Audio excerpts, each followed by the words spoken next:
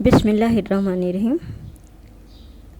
ابتدا ہے رب جلیل کے نام سے جو بہت مہربان اور نہایت رحم کرنے والا ہے۔ السلام علیکم۔ اپنے چینل میں آپ کو خوش آمدید کہتی ہوں۔ چینل کا بنیادی مقصد آپ جانتے ہی ہیں کہ اسلامی تعلیمات سے آگاہی دینا اور اس کے ساتھ ساتھ سلیبس میں سے کچھ حصہ کور کروانا۔ آج ہم جو سلیبس کا حصہ کور کریں گے وہ جماعت ہشتم کا سلیبس ہے، اور ہم جماعت ہشتم میں جو سورہ بقرہ کی آخری 2 آیات ہیں ان کا مطالعہ کریں گے۔ تو آئیے ہم سورہ بقرہ کی آخری 2 آیات کا مطالعہ شروع کرتے ہیں۔ سب سے پہلے ہم ان آیات کو پڑھیں گے، اس کے بعد ان کے مشکل الفاظ معنی دیکھیں گے۔ مشکل الفاظ معنی کرنے کے بعد ہم اس کا ترجمہ دیکھیں گے، اور ترجمہ کرنے کے بعد ہم تھوڑا سا اس کا مفہوم دیکھیں گے۔ سب سے آخر میں ہم سرگرمی اور جو مشکل سوالات ہیں انہیں حل کریں گے۔ بسم اللہ الرحمن الرحیم۔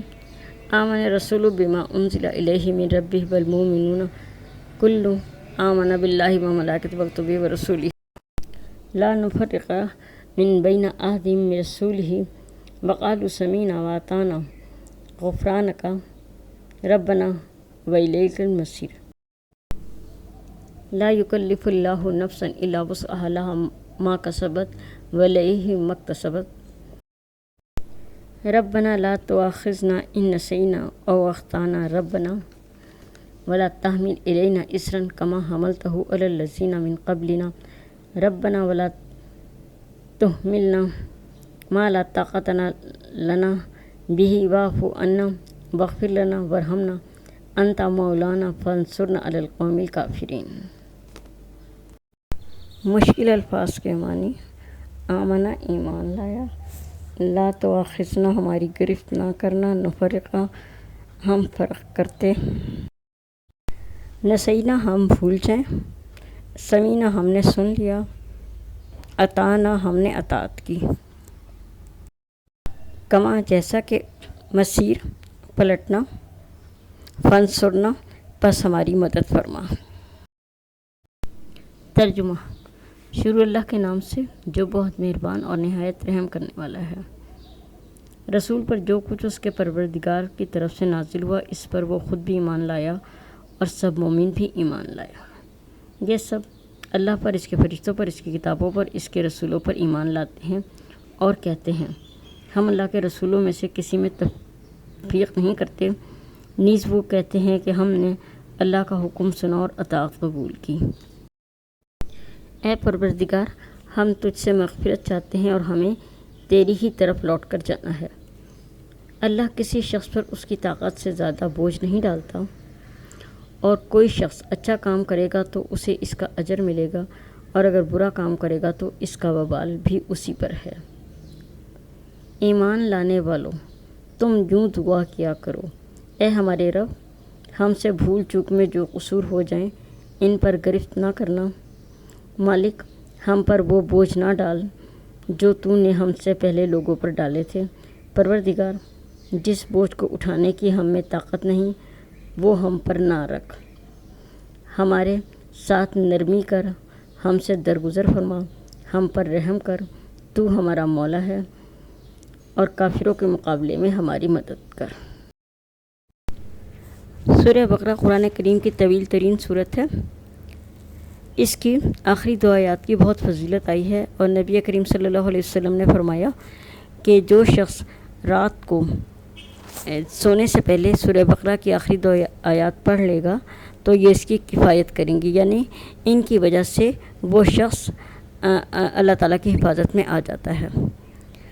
اس کی جو آخری 2 آیات ہیں ان میں جو پہلی آیت ہے اس میں اللہ تعالیٰ نے ایمان بالغیب کا ذکر کیا ہے، اور فرمایا ہے کہ جو ایک سچا مومن ہے وہ اللہ پر، اللہ کے فرشتوں پر، اللہ تعالیٰ کی کتابوں پر اور اللہ تعالیٰ کے رسولوں پر ایمان رکھتا ہے، جیسے کہ اللہ کے رسول ان تمام چیزوں پر ایمان رکھتے ہیں۔